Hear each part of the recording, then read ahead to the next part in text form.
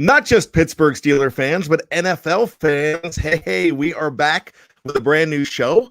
Welcome to Behind the Steel Curtains playoff preview for the NFL. Which division contestant is going to thrive and which one is going to have trouble with surviving? My name is Bryan Anthony Davis. You know me as Bad. Welcome to Behind the Steel Curtains' latest podcast. And we have a good friend of mine, Nick Bellino, joining us today. Nick, welcome to the show. Great to be on with you, Bad. And, one of my favorite weekends of the 52 weekends that we have each year is the divisional round, where you have usually four great games that are highly anticipated.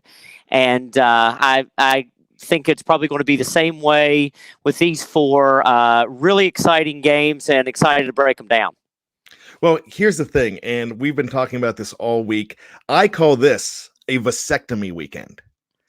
Do you get the reference? First time I've ever heard that, but go ahead. All right, so the profession that I work in, because we work in the same profession. We're co-workers. Outside of this is our fun job. But in our regular position, I used to work with a lot of urologists, and urologists used to tell me, they're like, when it's March Madness or it's a Super Bowl weekend or the Masters or something like that, when somebody wants to sit in front of the TV, that's when they schedule their vasectomy. Because when you get a vasectomy, you have to sit with like a bag of ice or a bag of frozen peas there, and you should not be moving all weekend. So this is a perfect weekend to be immobile and just hanging out on the couch. What do you think? Vasectomy weekend? And without a doubt, the first time I've ever heard it. Very interesting point of view. Very interesting point of view. It's definitely must be. I mean, I think that all four matchups are interesting. It's. I think, and we'll continue to break them down. But I think there's great storylines in all four games. How you described it, first time I've ever heard it, but definitely four very interesting games that I know everybody's excited for. Well, here's the thing too. I want to talk a little bit about Nick. I've known Nick for a little bit over a year now, and we've been working closely in our regular profession. But Nick is the first one that started calling me Bad on a regular basis. That's right. And now I am known in the BTSC community here as Bad. So I'm really glad to have Nick here. Nick, as you can hear from the accent, hails from the state of West Virginia. There you go. Country roads take me home. The reason I'm wearing this Alabama hat here. Now, granted, my alma mater is Ole Miss. I know there's probably a lot of people that may be listening now or down the road, fellow Ole Miss grads of mine. I promise I haven't. I'm not a traitor. I'm not an Alabama fan. Just there was the closest hat nearby, number one. And number two, Nick Saban's about 20 miles born and raised down the road. So a little shout out to a fellow West Virginian as well, Coach Nick Saban. Okay, well, that's strike one. Not a lot of people love Nick Saban in this chat. We have a great chat room here as well, and a lot of people will be chiming in because this is your first time, not just your first time on one of our BTSC shows, probably one of the first times watching. Sure, yeah, you haven't seen it. So a great Steeler community, and I'm sure Steeler questions are going to come up. Now, Nick, here's the thing. You're not a Steeler fan. I'm not a Steeler fan, but Bad, let me have my day in court here, though. I'm not a Steeler fan, but I think you and all the Steeler fans out there can appreciate it. I don't like the Steelers, but I certainly respect them. I mean, I think they have one of the best franchises in sports, and they've had that for generations now, and I think it's pretty remarkable, the stability you have from top to bottom when you've had three coaches in, 50 years now? Yep, 1969. There you go. So two coaches, obviously, who have won Super Bowls, multiple Super Bowls. And after that, you have Mike Tomlin, who's, of course, won a Super Bowl and is doing a great job now. So you have two coaches, one current one, three coaches in 50 years. I mean, that's a remarkable sign of a great franchise with incredible success and lots of stability. There's not only NFL teams, there's a lot of professional teams that would absolutely love to say that. So Pittsburgh can say that. And, I also think, too, I think the glass is full with the Steelers. I mean, I really commend them for being rather aggressive for Pittsburgh and drafting up and getting Devin Bush. I think he's going to be a tremendous linebacker for Pittsburgh. And I told you the day that it happened, I thought trading for Minkah Fitzpatrick was a absolute sensational deal. Oh, And you were one of the first ones to text me that. yeah. I mean, coincidentally, he played at Alabama, and ever since he was at Alabama, love him or hate him, we all know that Nick Saban is a tremendous coach and a great evaluator of talent. And whenever Nick Saban said during their national championship run that Minkah Fitzpatrick may be the greatest defensive player overall he's ever coached, I certainly paid attention to that. And I told a lot of people going into the NFL draft, this is a guy that I think is going to make a team really, really, really good, whoever picks him up. Obviously, there are situations in Miami where it didn't work out. Tremendous place for him to go, Pittsburgh. Tremendous addition. And whenever somebody that young on a defense for the first season is a first-team All-Pro, that's big time. Hey, Nick, so I'm going to answer a question here. In the meantime, do me a favor, check the connection on your phone and your, because we're crackling a little bit, or maybe move your mic out a little bit, but check the connection with just the wire going into your phone. Gotcha. And I don't know whether it's moving, but that might help. Dragon JZ asked, wait, are the Steelers the only organization where every head coach has a Super Bowl? Now, in the last 50 years, the last 3 coaches all have Super Bowl victories. Mm-hmm. But the problem with that is there were more coaches before then. And actually, something that not a lot of people realize, Bill Cowher is up for the Hall of Fame consideration in a couple weeks on the Legacy Committee. And the Steeler coach before that, right before Chuck Noll came in, was Buddy Parker. And Buddy Parker is being considered for the Hall of Fame as one of those candidates as well. So not every single coach has one, but the last 3 coaches, and that's the last 50 years. So it's actually pretty amazing. So another question just came in. Ryan Kellerman, a good fan of the show, says, wait, so what team is he a fan of? We're not going to tell you. End of the show. Everybody, for a little fun, everybody can guess. That's what we'll do. That's what we planned. We want you guys to tell us you've got 31 choices and guess. Well, I think you might have a hard time guessing which team this guy is a fan of. And maybe if we have to give hints at the end of the show, we will, but it's really interesting. But like Nick said at the beginning, he has great respect for the Steelers. He has, because at all our conversations, he's always talking about, and he has a lot of friends that are Steeler fans, and he's always talking about how much he respects this organization. So it's going to be really good, but this is more of a playoff show. So we're going to be doing this for the Super Bowl. So it'll be a limited run. It'll be like a Netflix series, it'll just be quick. Hopefully we have some good matchups. And I think, hey, it's a vasectomy weekend, so we have some great matchups.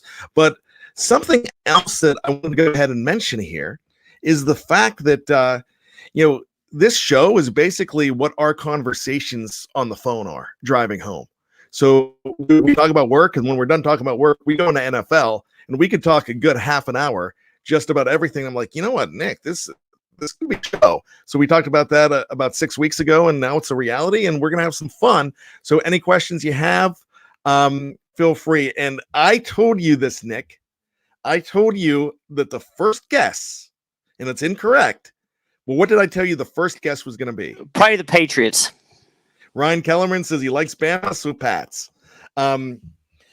Actually, no, you're not a Patriots. It's incorrect. Good guess, though. Good guess.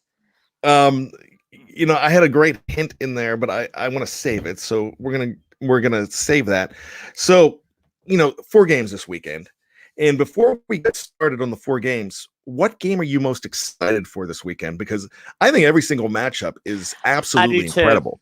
Yeah, I do too. The game that I'm probably the most excited for, because I think there's a lot of intrigue there, is Seattle and Green Bay. What's remarkable is that they're predicting in Green Bay approximately 6 to 10 inches of snow tomorrow. Wow, I did not see that. Yeah, and they've even asked roughly 700 people to volunteer to help shovel snow on Lambeau Field so they can be ready for, it'll be Central Time, that 3:40 kickoff. So massive snowstorm coming, going to be 20 degrees, another world famous cold, snowy day in January for the playoffs, in Lambeau Field. But so that game is Sunday. It's at Sunday at 6:00. I beg your pardon. Okay, yeah, I'm getting 6:40 on Fox. Right, is what I'm getting right here. Right, and what's interesting, Bad, is that when you look at the situation, first of all, I give the Eagles credit. Really, I know the NFC East was really, really bad, but I give them credit because they literally had injury after injury after injury. Carson Wentz gets hurt this past Sunday. Josh McCown was playing injured. And with all of that going on, Seattle just slipped away from them 17-9. Now, I just read about McCown. He was playing with what injury was he? Ankle, I believe. Ankle injury. Okay. Yeah, I believe. Don't quote me on that, but I believe it was an ankle. Okay. And now on the flip side of the coin, Seattle's had the same issues with injuries. Obviously, running back, they've brought back Marshawn Lynch off free agency, in which he's looked great. When you think how long he's been out of the league, it's amazing how well he's ran the ball. There's some issues where they're really trying to, do the best they can with injuries on the offensive line and keeping, their O-line, able to play at a high level. But, the problem is when you have Preston and Zadarius Smith at linebacker coming at you and you have a really good defense like Green Bay, I think it could be, the odds are really going to be stacked up against Seattle. However, if there's one person on planet Earth that I think can somehow, some way win a game like this, it's Russell Wilson. I think that a big reason why Russell Wilson has been so clutch and has really overachieved throughout his career in the NFL, it seems like he and Seattle are in a close game every single weekend. Rarely do they pull away from somebody and vice versa. So if there's anyone that can come in on the road and win a game like this, I think it's Russell Wilson. So I'm really excited to see how this game shakes out because I think it's going to be a really, really interesting situation to match up. Well, here's the thing. Russell Wilson has struggled in Lambeau Field. Would you believe this? I think this is going to shock you because I think he was your MVP of the entire league until Lamar Jackson. Right. Just Definitely. went off. And my dark horse, the other guy that I'm going to mention in there, and we'll talk about him later, Derrick Henry, another guy that probably surpassed Russell Wilson. But, he is having just an amazing season. I remember in week 2, I was picking him against the Steelers in our preview show for the Steelers preview. And Jeff and Dave, looked at me and said, yeah, you're crazy. Russell Wilson's basically done. And he just went off and went nuts. I'm like, yeah, that's right, boys. Right, boys. Russell Wilson, huh? But so here's what he's looking like in Lambeau Field this year, including the 2016 game in which he threw a career worst 5 interceptions in that game. He is winless in 3 career games at Lambeau Field. Mm-hmm. He's never won a game there. So, but they've had some epic battles in the playoffs. They've had some great battles I would say the last 6 or 7 years. I remember that Monday night week 3, the official game with the officials. Oh, sure. And of course that was when the current officials who were on strike were literally got their raises and came back literally 48 hours later after that game. Right. And also the NFC Championship game. I gotta say that was right before the Seattle Patriots game. So what was that? 2014 maybe? What's that? I'm sorry, I missed that. the NFC Championship game was an amazing game. Really good game. I believe it was 2014 in which they played each other. It was the game right in front of it was the deflate game game on the opposite side with the Patriots and Colts. And you had an onside kick that Seattle converted and went down and scored and won the game. Yeah, absolutely. Nick, George Teston, another great fan of the show. And I got to tell you, anybody that's on this show in the off season right now are great Steeler fans. Oh, for sure. Definitely. And I'm telling you, and so George is a really good fan of BTSC and our family of podcasts. He's going with the Falcons, and I think I'm going to ask George, are you going with the Falcons because of the accent? So that's something I'm interested in. So is it? Do we have a winner here? Is George the winner? Is it the Atlanta Falcons? No, I do like Matty Ice. I like him as a quarterback. I think Arthur Blank is a great owner. But no, good guess, but no, not the Falcons. So wow, I mean, we're not even going to tell the conference. We're gonna have some fun with this. I tell you what, after that loss that the Falcons had to the Patriots, if I was a Falcons fan, I may have stopped watching the NFL. It might have been too painful to ever come back. You know what? And we joke about me having adult ADD on the show. So let's talk about that game real quick. Did that game kill the Atlanta Falcons? I mean, I think that I really think that it has stuck with them even till today. I think that is when you're up 28-3 on New England. I mean, it appears maybe years to get over. Because that's one where, I don't know if you got to say to yourself, especially as a player, am I ever going to have that moment back up 28-3 in the Super Bowl? And also, too, beating the Patriots like that on Super Bowl Sunday to add to it and to lose that way is that's a lifetime of pain. That's something as a competitor you never get over, I don't think. Yeah, I think after that team is going to emulate the surname of their owner, and it's going to be blank. So Mark Davison. Now, I'm going to give you a chance to guess here. First of all, Mark Davison is not from the U.S. Where's Mark watching the show from? I don't. England. Do you come from the land down under? Okay. Yes, Australia. I mean, Mark's got his Vegemite going. He's partying. He's partying with Rick Springfield and Colin Hay right now, and the guys from Air Supply. Probably AC/DC as well. So Detroit Lions is his last guess. No, I'm gonna say no too. Yeah, I would not see you as a. England? I thought you were. Wait. He's from England? See, I told you. I knew he was from England. I thought Mark Davison was from Australia. Okay, I'm really confused. Unless, there you go. I screwed that up. For the longest time, I keep on talking about Down Under with every time I bring him up. All right, that's bad. Just screwed up. In disgust. That's funny. So let's get back to the Seattle Sea Chickens, and the 12th man's not going to help him here. Yeah. Okay. Thanks, Ryan. Okay. There you go. Ryan Kellerman. Okay. Mark's line, and he's from Australia. All right. Gotcha, I like that. Gotcha. I thought so. Gosh. All right, boy.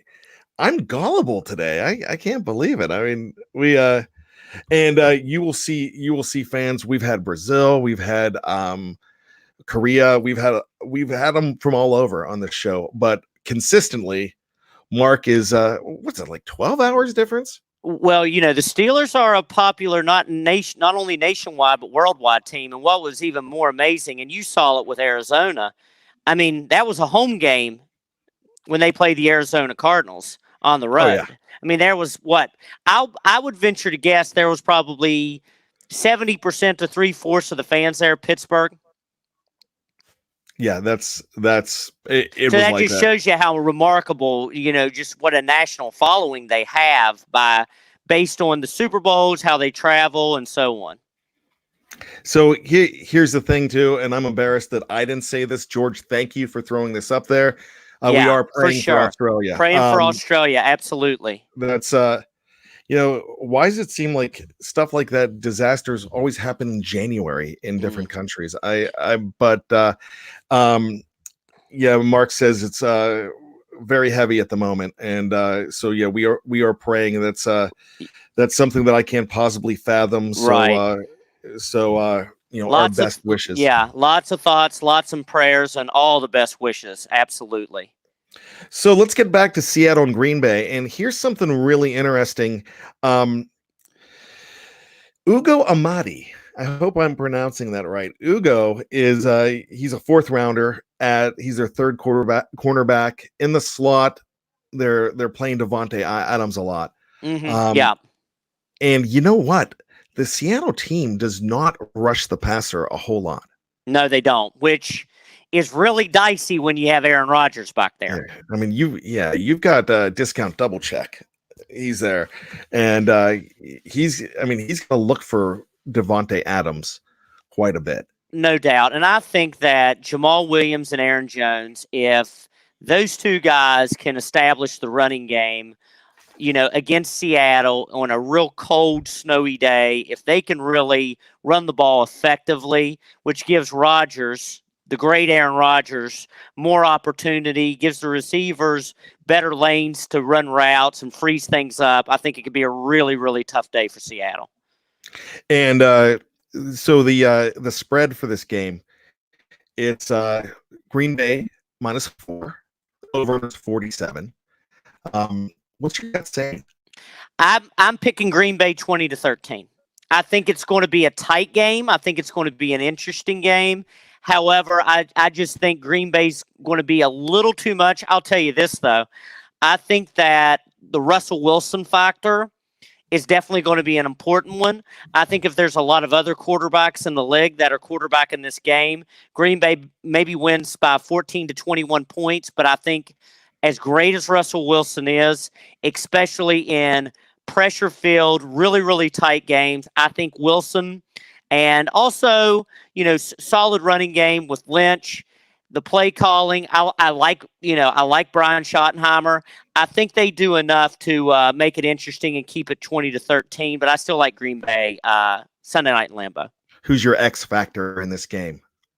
I think the X factor is Aaron Jones. I mean, I know that Jamal Williams will definitely, provide that second option to, give Aaron Jones some breaks whenever he needs it, to where you have two backs coming at you. But I think Aaron Jones has really ran the ball very well, especially as the season's gone on. And I think Green Bay's really going to be able to control the game, especially with the weather conditions. And I think Aaron Jones is going to be the guy for that. You know what? I'm actually going to I picked Seattle yesterday. Not so fast, my friend, says Bad Davis. Before I went and I saw the forecast, I cannot go back on that because it's my pick. So let me give you a guy here that I'm thinking. I'm going to give you two: one on offense, one on defense. I think on defense, it's going to be the Jadeveon Clowney show. And if he can get in there and frustrate that mustache off of the face of Aaron Rodgers, if he can provide pressure, no doubt. Because I had Aaron Rodgers on my my fantasy team this year. I actually won a 14-team league, a keeper league. Mm-hmm. So you were picking guys like Tariq Cohen in the second round, right? I mean, right. It was crazy. So I had Aaron Rodgers, and he was hit or miss every single week. You didn't know what you were getting. Mm-hmm. Yeah, you either got like a 5 or you got a 30. I mean, there was nothing in between this year. I just think he'll play great today, but I just have a feeling that you'll see him come to life. I mean, I think they'll establish the running game, and I think Rodgers will make plays, and I think they'll end up, getting by Seattle. But it's a good point. I have a feeling Rodgers is going to play really good this postseason. I mean, really, do we want this guy to be going to Disneyland with that mustache, though? Well, hopefully he'll wear one. Hopefully, you never know though. You never know what he might have a beard. He might be cleanly shaven. He might have a mustache. You never know. I'm a Tom Selleck guy, and so that's an affront to anything mustache. So the other guy that I'm thinking is, I think this guy's on fire right now. I think DK Metcalf is just a game changer at this point. Yes, totally. And you know what's really interesting, Bad, is DK ran a 4.3 at the combine, and a lot of people had DK as a first-round pick. He had a pretty serious neck injury at Ole Miss, and because of that, there was some worry about the neck injury, and I think some apprehension to draft him in the first round because of it. And shockingly, Metcalf went all the way down to the end of the second round, and Seattle ended up drafting him. And I think that with his progression the last, especially second half of the season, I think there's a real possibility that Metcalf will be the number one receiver in Seattle next year, and Lockett will be the number 2. I think Metcalf is progressing that quick. Well, yeah, I think he's absolutely amazing. A lot of people wanted him in Pittsburgh. He was not going to last to go to Pittsburgh because remember, they did not have that. They did not have that second round pick. Right. But with that third round pick, the Steelers picked 4 picks later in Deontay Johnson, which an All Pro, a second team All Pro as a punt returner. So a lot of people don't realize how good this guy Deontay Johnson's going to be. But I wonder, and we talked about this on draft day, if Metcalf was still available. I'm not so sure that the Steelers were going to go with Metcalf. I thought they had their eyes on Deontay Johnson the whole way. So, I mean, that's something we're not going to know. Right. I mean, we're never going to know, but that's just my theory, how much they like this guy. But I had this all along.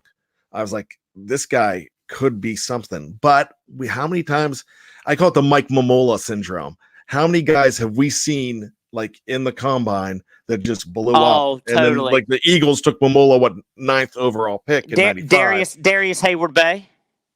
Well, we're partial to Hayward Bay, and well, the Raiders picked him up early in the first round, and you were like, "Whoa, I know he's fast, but man, that's an early pick."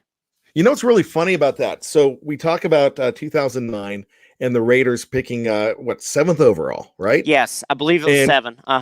So DHB goes there, and their second round pick was a guy from Ohio University, a safety named Mike Mitchell. Yeah. So Pittsburgh had both of those guys in the last couple of years at the same time. The Raiders number 1 and 2 picks from the draft. Very ironic. And they didn't have to spend what those guys spent. And Hayward Bay had a better career with Pittsburgh than he did Oakland, oddly enough. Yeah, that's a team. Gosh. When you think about it. Yeah, we could talk about what kind of train wreck that team is, but that's for later too.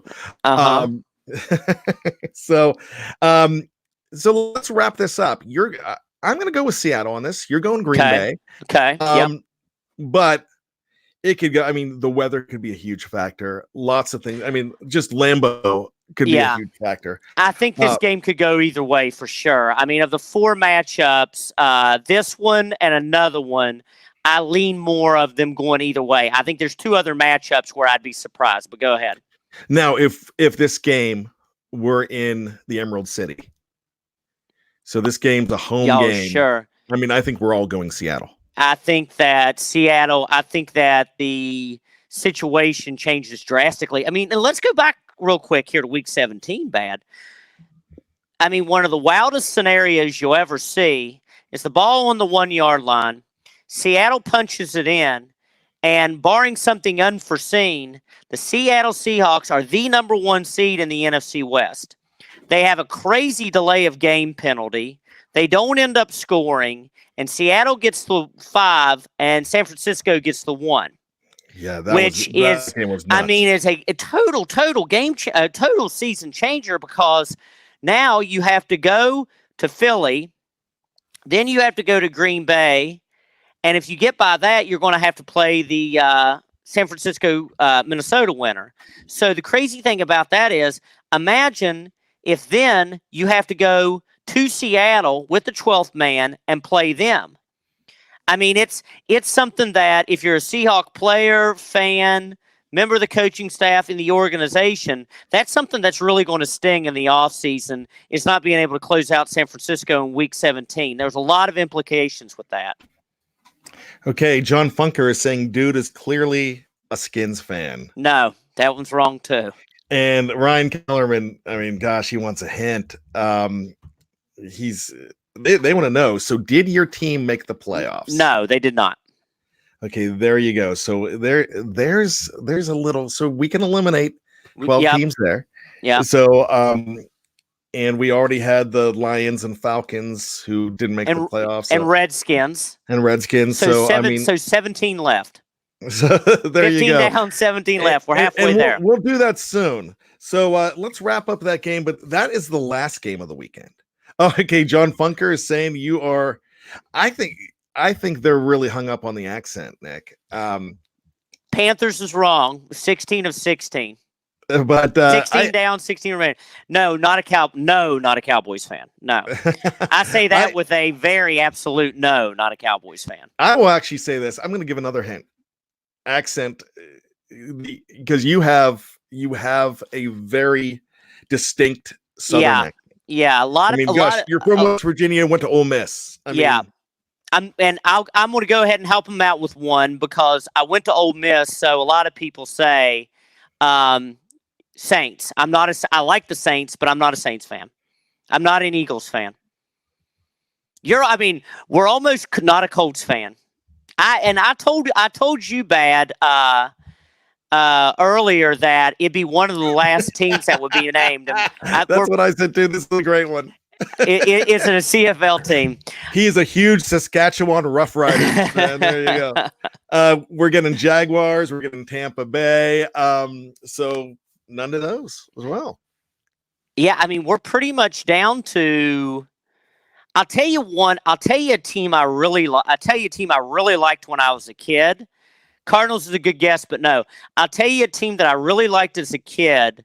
They're not my favorite team, but I really like them, and they haven't been named yet, which surprises me. No, and I like them, but they're not my favorite team. I don't know this answer, do I? No one has named the Chicago Bears. Yeah, you spent some time in Chicago as well. Yeah. And we're getting Titans, we're getting Bills, and I think let's spill the beans. I'm not a Bengals fan. I haven't seen the Bengals yet. So with all the names, they're all great guesses, and with all of that, all of those choices were good ones. But in the end, I am an Oakland Raiders fan. Snowman got it. There you go. Snowman's a huge fan of the show too. I mean, he's a big contributor. That was fun though. I mean, and we had a lot of fun during Hard Knocks this year. And I really think the Steelers, and this is for another show, and we're going to talk about this another time. In fact, it's probably going to be something we're going to be talking about on Monday on The Hangover. But, the Steelers being on Hard Knocks, that's a huge possibility right now. So I don't think so. I think that somehow, some way, they'll not.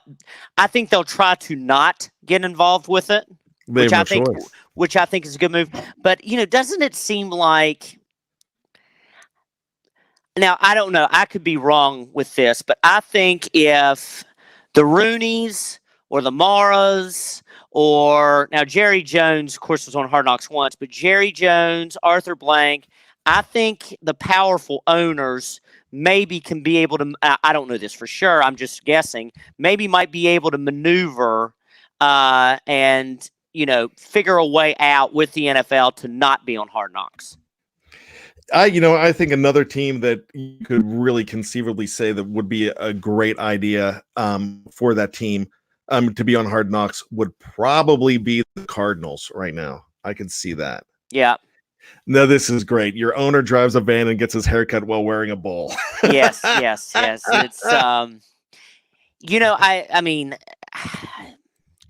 It's it's one of those situations where there are a lot of holes on that team. At wide receiver, at linebacker, at defensive back. So there's a lot of things that the Raiders got to fix, because a lot of people say, what are you going to do about Derek Carr? Well, there's 3 to 4 things that we got to take care of first, before we address Derek Carr. I mean, of course, wide receiver, linebacker, which hopefully we can do at the draft. Would love to get Isaiah Simmons, although I think he'll probably not be there at 12. Or CeeDee Lamb at Oklahoma at 12. I don't think. Wow. Yeah, I don't think he'll be there. So, we'll see. But hopefully, wide receiver and linebacker we can address in the first round because we got 2 picks.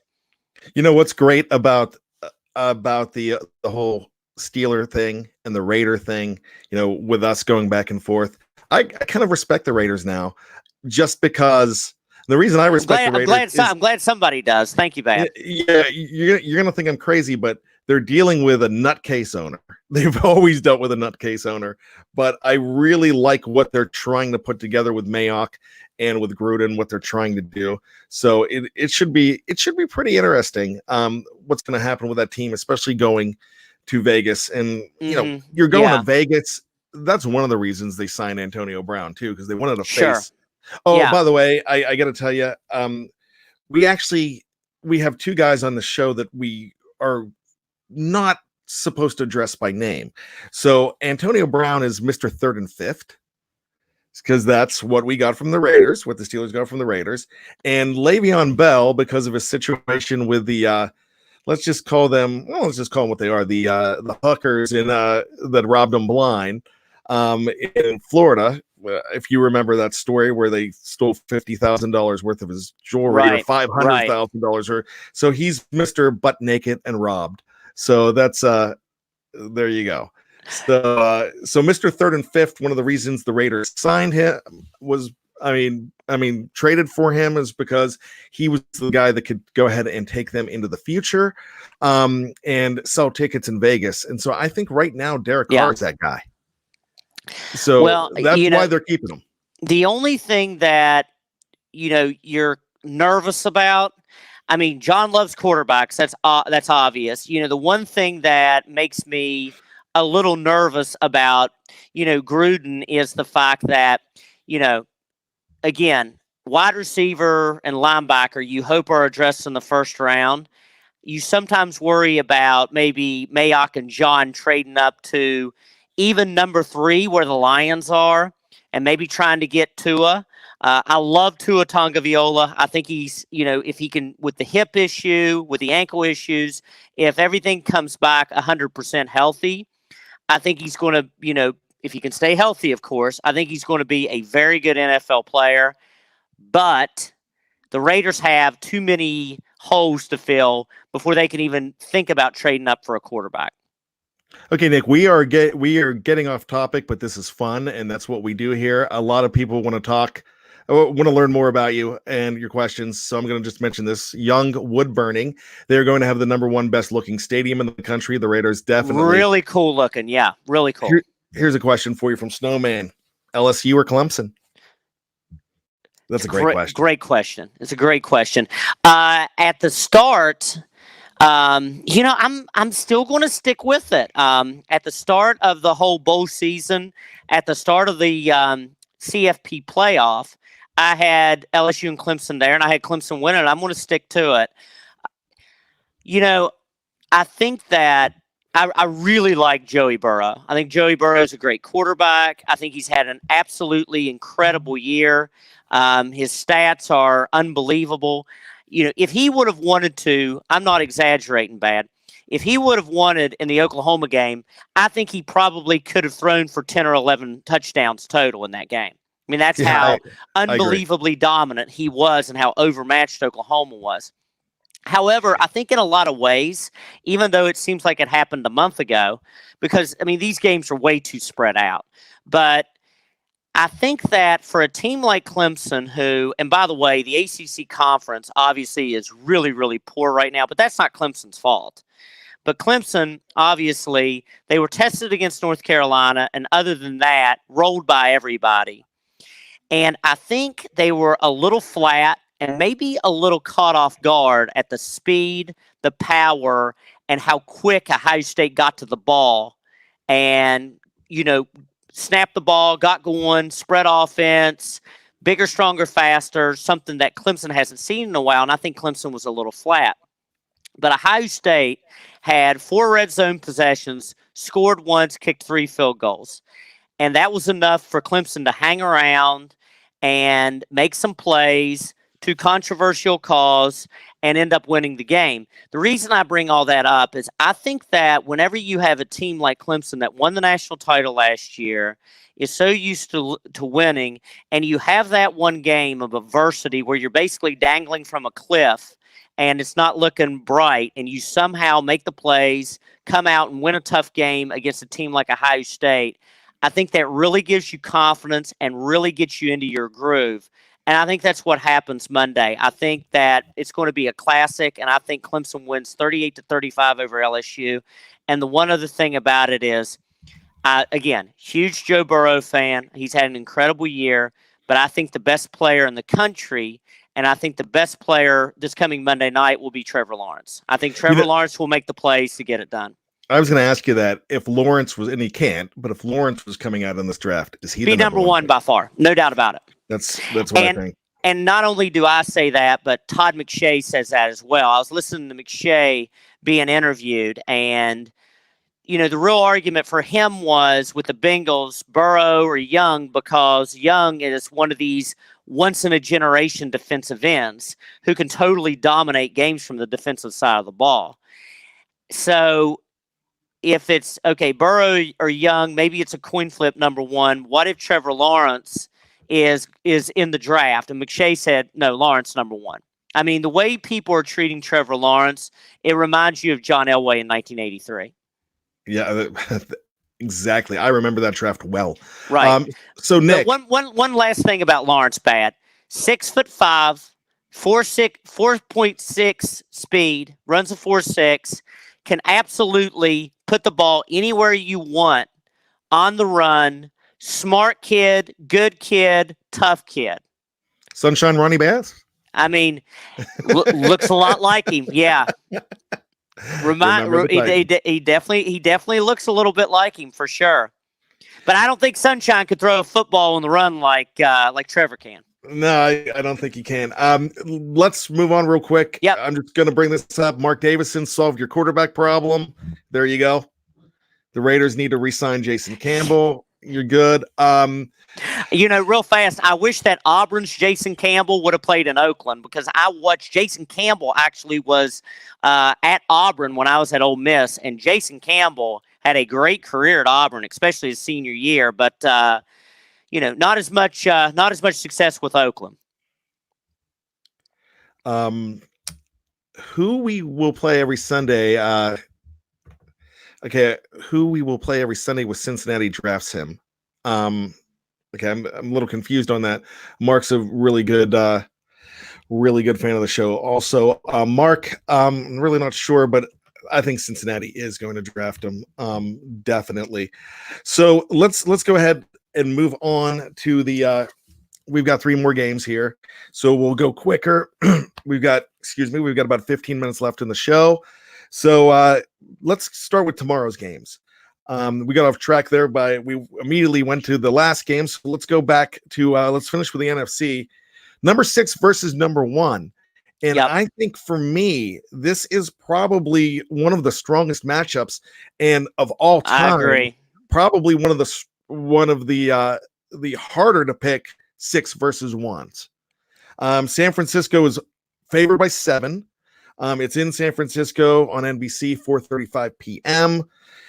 Wow. So here's the thing with both of these teams, Nick. Both of these teams are tied for 5th in sacks this season, but they don't rush the passer a lot. Right.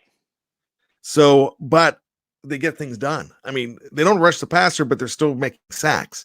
Very efficient. Is this really going to be more of a defensive game?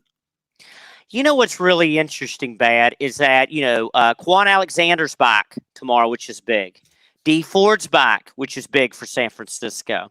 And, my question is, did they have enough time to gel and get things down in practice this week with the week off to be able to play and be effective, less than 24 hours from now? Because an interesting stat is, the second half of the season, San Francisco gave up an average of 26 points. I mean, that's a lot of points. Now, they had guys injured. And the other thing about it is, as you recall, I'm sure, San Francisco's schedule got a whole lot tougher the second half of the season. Having to play Seattle, having to go down to New Orleans, a lot of tough matchups. Having to go to Baltimore, Baltimore, of course, tough matchups. So you have to mention that. But, this is a defense that's, very powerful and really can assert itself. But in the second half of the season, when you look at the stats, not that overwhelming and dominant, 26 points average. And, last week, especially in the fourth quarter, that's been the game of Kirk Cousins' career. And two of the biggest passes, maybe the two biggest passes of his career, the perfect throw to Thielen and the sensational throw to Kyle Rudolph in the corner to win the ball game. The only question that I have for you is, because of the 4 games last week, before those games, I said, I'll be the most surprised if Minnesota beats New Orleans. And, of course, Minnesota beat New Orleans. That was the game I would have been most surprised at the result. Can Minnesota winning I would say an upset, a huge win on the road at New Orleans, can they go back to Minnesota, fly out to San Francisco, and really get back into, football mode, lock in, and play another great game for the second week in a row? Because I'm telling you, coming into the playoffs as a 6th seed is a really, really, really challenging situation. It's tough to do it in the divisional after such a huge emotional win in the wild card. Nick, let's hop in the DeLorean. We'll go back to the year 2006 after the 2005 season. Number 6, tough contest on the road against the Cincinnati Bengals. Yes, I know what you're about to say. In the divisional game, Indianapolis Colts, Pittsburgh Steelers. Huge upset, no doubt. 6th seed. Yeah. I remember. I think this Minnesota team there's something about them right now, and maybe I'm just putting too much stock in them right now. Maybe I'm drinking the purple Kool-Aid. Maybe I'm having visions of Grimace, big purple milkshake thing, lumpy mascot thing dancing around, or maybe that Viking scares the bejeebers out of me, that guy in the Viking costume, that I'm thinking that there's something about this team right now.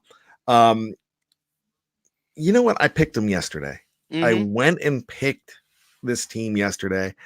It's probably a crazy pick, but there's something about this Minnesota Vikings team that I'm thinking that they could go all the way. Hey, they have tons of talent. I mean, I said before the season started in week 1, I had Minnesota winning the NFC North at the start of the year. Tons of talent. I thought Cousins would come through. Here's the other thing. Dalvin Cook is back, and Dalvin Cook is effective in the backfield. That's huge. And, you have a really good receiving core. You have a defense that's playing better. Surprising for me is that, Xavier Rhodes, Harrison Smith, and that secondary hasn't been the secondary this season that they've been in the past. Maybe they can make some plays and be effective, but I think it's going to be a great game. I think this is a game, and a lot of games are like this, but especially I think this game could be nip and tuck where, field goals, of course, turnovers, and also, where you're at on the field. I mean, that's going to be key as far as punting, field possession. There's going to be a lot of intangibles involved in this game because I think it's going to be a very good game. I agree with you on that. These are two well-disciplined teams. They are both in the bottom 10 as far as penalized teams. I want to say, well, actually top 10 because they're the least penalized teams. Right. So that's and Walt Anderson's crew is doing this game, and they like to throw the flag like crazy. So, they average 18.8 flags a game. Which I hope doesn't happen, because when we get flags, a lot of times you get a choppy game, and it's not fun to watch. You like efficient action and, going up and down the field and, teams getting into their flow. So hopefully that doesn't happen. Hopefully it's the playoffs and they loosen up a little bit. So my X factor for this game is Stephon Diggs. Okay. I mean, I know you mentioned Dalvin Cook. I mean, and he can control the game, but Diggs is the kind of guy that could make things crazy. Mm-hmm. And being a Maryland guy here, being a Maryland resident, and hailing from good counsel in Olney, Maryland, Stephon Diggs is a special player. Yeah, And yes. and you saw what he did a couple years ago. You talked about the two most important passes of Cousins' life. Remember Case Keenum to Stephon Diggs Sure. Oh, at the last how second could you in the forget? playoffs. What a great moment. So I'm still going to stick with my pick. Probably I don't know if I'm as confident in these picks, but I'm going with heart over brain. And so I'm just thinking something about Minnesota right now. It's not a bad pick. Not a bad pick at all. But you're going. I'm going San Francisco 27-24 in a tight game. As far as key players to watch, really just in general, Minnesota's defensive line did a superb job last week, putting pressure on Drew Brees. When Taysom Hill was in at quarterback and Peyton was using him, did a nice job on him and really did a good job of really almost like a boxing match. Minnesota's front seven really did a good job of stepping in and sparring with the New Orleans Saints and that great offense. So I think if Minnesota's front seven can, attack Jimmy Garoppolo and apply pressure on San Francisco's offense like they did last Sunday to New Orleans, that's going to give them a much better chance to win the game. X Factor San Francisco, in my opinion, the best tight end in the NFL, George Kittle. I think he's going to have a big game tomorrow. I think, he's a tight end that really can be a game breaker. And I think George Kittle's going to have a big game. And I think Jimmy G's going to continue steering the ship and do just enough to win. And hey, I think special teams are going to be key. And Robbie Gould, I think, is going to have a few field goals. He's a clutch field goal kicker. And I think San Francisco gets it done 27-24. Green Bay, San Francisco in the Bay Area next Sunday. And Bad, you're going vice versa. So you're going Minnesota, Seattle with the 12th man. I'm always wrong. Sunday. In the NFC, I'm always wrong. It'll probably be Seattle and Minnesota. So, Raheem Mostert, that's one more guy to remember. That's he could play a big part in this game too. Down the stretch, he really changed fortunes for that team. Let's go over to the American Football Conference, and I will let the live chat. No, you can't see the live chat right now, can you? I was able to see it. I haven't been able to see it the last few minutes, but I was the last one I saw was the LSU Clemson question. Okay, so we might have some technical difficulties on my end. Well, yeah, we're working through that. No problem. Absolutely. So, now the next game, I mean, this is the one I'm really excited for, just because where I live and how I abhor the Baltimore Ravens. And this is a game that this whole state, they're going crazy for right now. Oh, sure. They're really feeling it. Baltimore -10. Right. Over under is 46.5. This is on CBS at 8:15. This is a primetime game, and Lamar Jackson is 3-0 in primetime. Yeah. Now, I got to let you know this. I'm not going to say it. The reason I asked you about the live chat, though, is I was talking about my disdain for John Harbaugh. And so we no longer call him John Harbaugh. So I'll let somebody in the live chat go ahead and put it up on the screen, and then I'll bring it up. So on this show, we call him a little different name, and kind of embarrassed by it, but we'll see if it pops up, if somebody brings it up. But there it is, Ryan Kellerman to the rescue. Wang Harbaugh. Everybody Wang Harbs tonight. So who was it that sung that song? Wang Chung. Wang Chung, that's right. Wang Chung. Okay. Yes. In 1987 went to number 2 with there you a go. song about themselves. Everybody have fun tonight. Everybody Wang Chung tonight. I don't know why that's who wants to Wang Chung. I don't know. It's a great song though. It's a huge hit. Yeah, it did well. So everybody Wang Harbs tonight. And that's more just because of my disdain. I just talked about him, and it's funny. I was right I was saying, like, against the Steelers, that this guy's a wang. And he loves to go ahead and do stuff just to try to embarrass the Steelers. And they embarrassed themselves this year. But when there's 26 seconds left on the clock or 24 seconds left, and it's fourth down, and you're throwing on fourth down, you're not running. You call a timeout to throw. He actually called a timeout to stop the clock. He wasn't running out the clock. He was trying to embarrass them. I thought that was... It's a little much. I agree. It's a little much. And I named him that before that. And if the roles were reversed, Tomlin and Pittsburgh wouldn't do that. Oh, I agree with you. Exactly. That's a little much. I agree. So it really made my assessment true, and so now that's going to end up on T-shirts pretty soon here. We like our T-shirts here too, so we have a lot of phrases you'll learn, but Wang Harbs is one of them. What do you think? I mean, he's the front runner. He's leading. I mean, is this a team of destiny? Now granted, start of the playoffs, I had Baltimore beating New Orleans in the Super Bowl, and New Orleans is out. So maybe I'm the wrong guy to ask, because already one of the teams I predicted has been eliminated.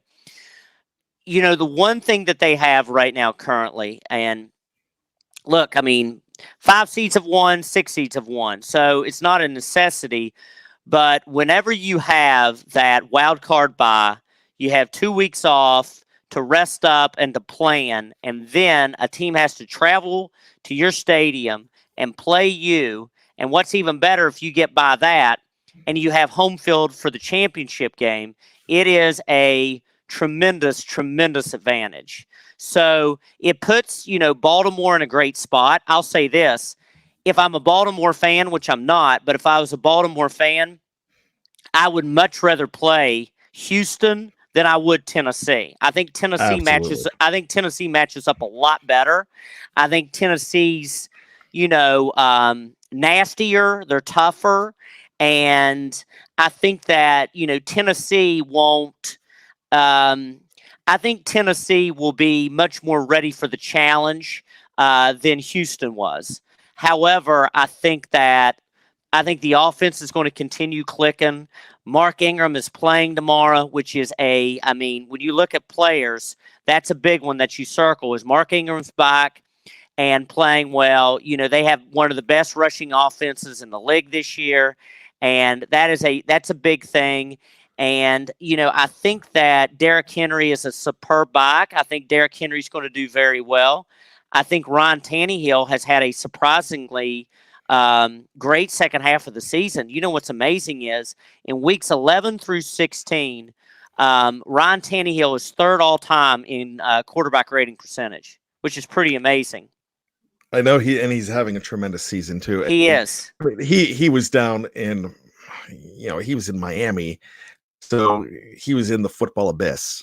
And he's still a young guy, Bad. He's still a young guy. Yeah. That's the other thing about it. I'll be very interested to see what Tennessee does with Ryan Tannehill. I'll be interested to see maybe they offer him a 2-year deal or if they let him walk. It's going to be really interesting to see, because whenever they picked Ryan Tannehill up in the offseason, my thought was Marcus Mariota probably has the first half of the season to do something, or they'll really look at Ryan Tannehill. And really that's what happened. And Tannehill's been a real bright spot for him. But I still think that Baltimore's going to be way too much. I like Baltimore winning this game. I'm looking at 31-14 Baltimore Ravens. You know what? I picked the Baltimore Ravens as well, and it hurts me to do so, but now I'm going with my head. However, and I'm going to go ahead and bring up this comment here. Vrabel is able, ex-Steeler, and Vrabel is I'm talking about Vrabel as being one of my top 5 coaches in the Sensational NFL right now. Coach. Sensational coach. And the future is very, very, very bright. So I think he is absolutely extraordinary. He out Belichick last week with a clock and everything he could do. But you look at Derrick Henry. And one last thing. Team had incredible poise and really, really, few penalties, were very effective in a big, big game on a gigantic stage. A lot of that's coaching bad. Go ahead. I'm sorry. Here's what scares me, though. The Titans are one of 8 teams to allow 4,000 yards and 25 touchdown passes this season. And Lamar Jackson proved that he could pass. Absolutely. Especially and Mark Unbelievable Andrews. year. He's had an unbelievable year. Mark Andrews is absolutely spectacular. Yeah. And then you have that other tight end that not a big factor, but I like to bring him up because this is a Pittsburgh show. And Hayden Hurst was property of the Pittsburgh Pirates. Yep. So something interesting there. But Derrick Henry is the one. I mean, I'm talking about X factors, but Derrick Henry, if he gets going, he could take time off the clock. He could out-Raven the Ravens. And I'm not talking about Lamar Jackson, but he could really just neutralize that. I don't want to say neutralize, but he can go ahead and when I say out-Raven the Ravens, he could really take out Mr. Ingram. I mean, he is the best. I mean, they're both Heisman Trophy winners from Alabama. Oh, I think Henry's. I mean, I like Mark Ingram, but I think Henry's a better back, no doubt. This guy is the best running back on the field, and yeah, definitely. And without this guy, this team's nothing. This team. Let me ask you this: 10. Going forward, let's play the what if game, okay? Let's do it. Going forward, if you're the Pittsburgh Steelers, and this is, of course, a fun what if game. Going forward, what if you could have Todd Gurley, Derrick Henry, or Christian McCaffrey? Who would you have 1, 2, and 3? Okay, let's just say 3, just out the door, Gurley. I mean, okay. I think he's damaged goods. So I wouldn't touch him. Wow. Henry's a leading rusher. You just have this. I mean, he's pretty much a Swiss Army knife, being McCaffrey. But for me, I think I'm going to go with Derrick Henry. But I mean, you don't lose going either one. You don't lose. I think that probably for Pittsburgh it would be Derrick Henry, because if you have a great year and if you go to the playoffs, look, I mean, it's spread offenses, it's crazy total yards, it's crazy pass yards, it's all these touchdowns. But if there's one thing that still definitely can win, it is inside rushing and great defenses in the playoffs in January. That's one thing that still definitely can win in this league. And if Pittsburgh had Derrick Henry possibly running 30 to 35 times in January, and that really good defense that's only going to get better, they'd be very hard to beat. I love Christian McCaffrey. I think Derrick Henry would be a better fit in Pittsburgh. Yeah, I think so. I don't think you're going to ever see either one there. I think he's going. That's the beauty of the what if game. That's the beauty of the what if game. We're talking what ifs right now with is Tom Brady coming to Pittsburgh? I say absolutely. There's no way. Where do you think he's at next year? I think he's at New England. I do too. I think this is just this is the what if game through the entire NFL. I don't really think he's leaving whatsoever. I don't think he is either. But the Patriots are a team that's done it. They have, I mean, starting with Richard Seymour. I mean, we could talk about many guys. Mike Vrabel. I mean, the list goes on and on. Sure. But the one thing end up? Kansas City. That's right. There you go. I forgot about that. But they have no problem getting rid of a guy. I just don't see it happening. Well, number one, I think Kraft will definitely go above and beyond to keep him, and Kraft's the owner. Yeah. I think that Belichick, has all the respect in the world for Brady, has all the great memories with Brady, but I also think it's 110% business with Belichick, where if it's Brady, if it's Vrabel, if it's, Teddy Bruschi, whoever, it's a handshake, thanks for everything, wish you the best of luck, and that's it. Then it's back to business. Belichick's the kind of guy. Belichick's the kind of guy that he takes his kids' drawings off of the fridge and say, "Okay, hey, we're done with this," and he throws them out. There's no sentiment to Bill Belichick. You're right. He's a business guy, but there's no warm and fuzzies with this guy. And he'll 100% business. Yeah, 100% business. And if Brady doesn't work, and for the record, I always think he wants to keep Jimmy Garoppolo. I think if it was Belichick's decision, Tom Brady would either be somewhere else or retired right now if it was Belichick's decision, and Garoppolo would be the quarterback. Because, again, it's pure business. Oh, my gosh. I mean, if he says those magic words, I'm going to Disneyland, Bill Belichick's head would explode. I mean, I think that's the one thing I'm rooting like crazy against the Baltimore Ravens because that's the last thing I want to see. Deep down, he's rooting against that. He's rooting against San Francisco. It'd be painful, I'm sure. Behind closed doors, it'd probably be pretty painful for Belichick that you traded him a fourth round pick, by the way, to San Francisco. And a few years later, he wins the Super Bowl, no doubt. And by the way, he blows his knee out. They go 2-14. He's healthy. They're 3-13 or 13-3. Yeah, exactly. How about that improvement? Unbelievable. And it's not just Jimmy Garoppolo. Kyle Shanahan's done a great job. John Lynch has done a great job as GM. You got a great defense. Nick Bosa's probably going to be NFL Defensive Player Rookie of the Year. But still, Jimmy Garoppolo has done a very good job, and he's done a great job steering the ship and not making mistakes. Absolutely. And I agree with you on that. So let's wrap up this game.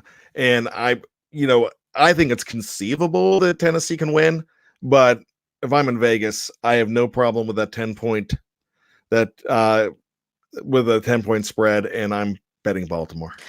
Baltimore's been so hot. I think a lot of people are maybe worried that maybe the 2 weeks off slowed them down. I don't think so. I think they're going to come out. I think they're going to be fired up. I think they're going to play great. And yeah, I think they handle Tennessee 31-14. So let's go to the final game here. We're looking at the Chiefs. Is it finally their year? Is it finally time for Take Mahomes tonight?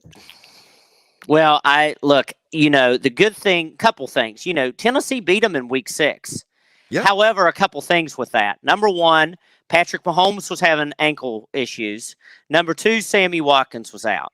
So, and two turnovers from Mahomes. Totally. And, to their credit, Houston played very well that day, and that was a big win. But I tell you what, that seems week 6 in the National Football League seems like 2 years ago.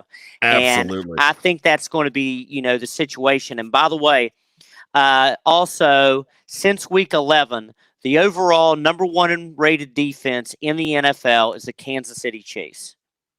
And Patrick Mahomes looks 100% with that knee. That means Houston's in big trouble, bad.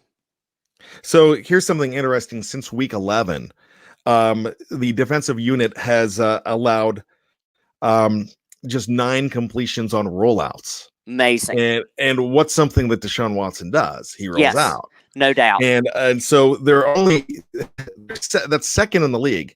The fewest was actually the Pittsburgh Steelers with 7 since week 11. I mean, that's very impressive. And that just goes back to say how well the Steelers defense was down the stretch, and if they would have had quarterback play. Offense, if they would have had an offense. I mean, every offensive player was hurt, but pretty much. But still, if they would have had a quarterback, they're finding a way. If they had Case Keenum, if they had Matt Moore, who's in Kansas City. And that's the thing, and I talk about this all the time. How about this one? If they have Ryan Fitzpatrick. Oh, exactly. Yeah, that's another guy. They win 10 games with Ryan Fitzpatrick. I agree, but I think they win those games with Matt Moore too.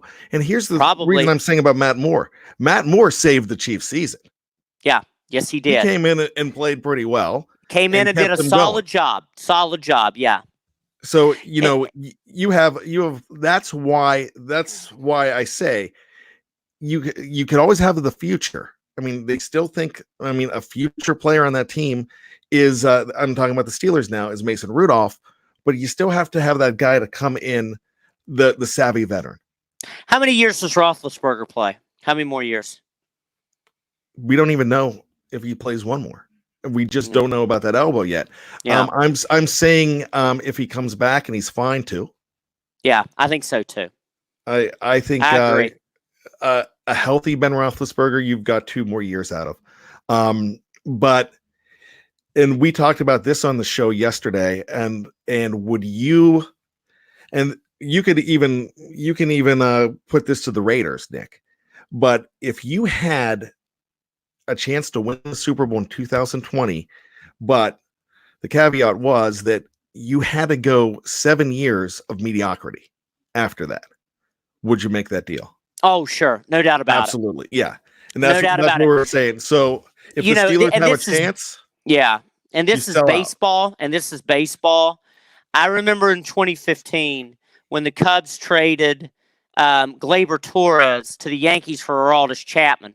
And literally, it was going to be a 3-month situation, and Chapman was going to be a free agent, was going to go back to Chicago. Hey, this is the year where you got a shot. You got to go all in because you never know what's going to happen the next season. If you got a shot to do it and win the whole thing, do whatever you can do to get there and win it because who knows what the future holds. You're all in.